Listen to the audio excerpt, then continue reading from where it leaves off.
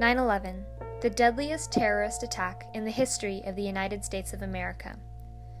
Often when Americans think of 9/11, many feel a sudden surge of patriotism, while others are moved to tears by the memory of the sheer losses that occurred over a decade ago.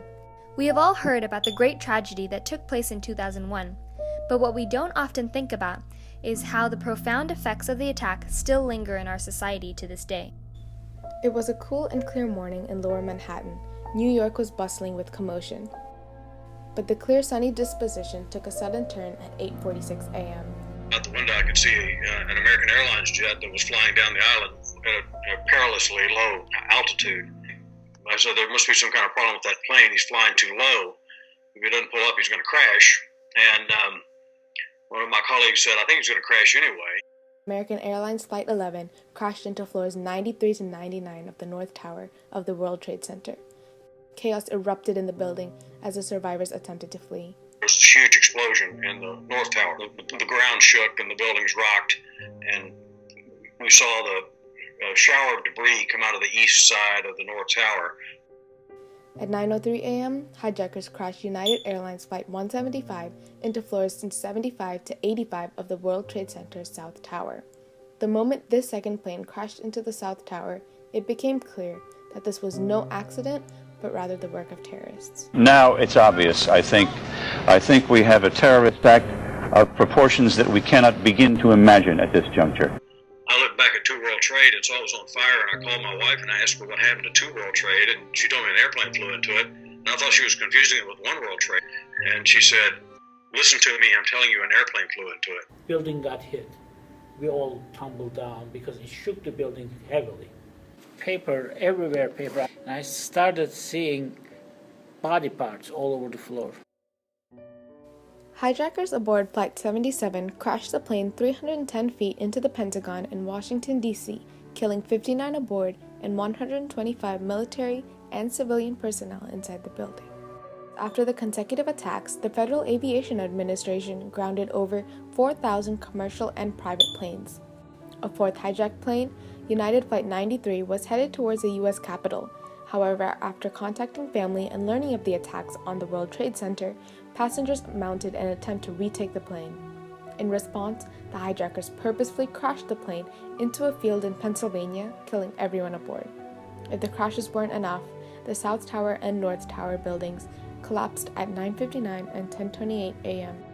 The 9/11 terrorist attacks prompted America's involvement in the war on terror and resulted in changing concerns about safety, leading to a generation of policies like the Patriot Act that focused on national security and defense at the expense of civil liberty and privacy.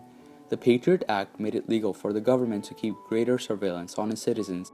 Though this act has successfully prevented multiple attacks on innocent citizens, it has also caused controversy due to its extension and growth. Many citizens argue that government has become Big Brother and started keeping tabs on its citizens instead of protecting them. For example, there has been a recent uproar about the rights and duties of the National Security Agency, or NSA, an organization that is a direct result of the Patriot Act. Is the government justified in its ability to spy on its citizens, or are the citizens overreacting? Immediately following the attacks of 9/11, the nation experienced a surge of patriotism, but some Americans sought people to blame. The terrorists who carried out the attacks were Islamic extremists known as the Al-Qaeda. Americans soon began to believe the false notion that all Muslims were terrorists. These animals, they don't deserve to live on this earth. They should eliminate them. Although our society has come a long way from such outrageous mentalities, there are still traces of such discrimination. But the tragedy did not break the American spirit. Americans from almost every corner of the country came together to honor the thousands of lives wrongfully taken from us.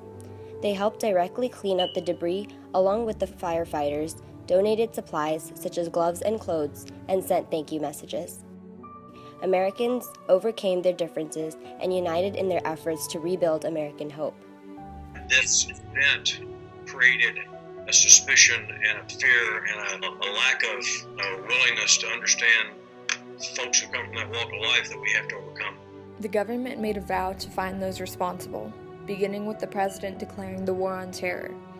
In 2004, Osama bin Laden publicly acknowledged al-Qaeda's direct involvement with the 9/11 attacks. It became America's next priority to find this man and bring our country to justice. In 2011, bin Laden was finally taken out. The perpetrators of 9/11 may have attacked a symbol of American prosperity and dominance, but they failed to destroy the American spirit.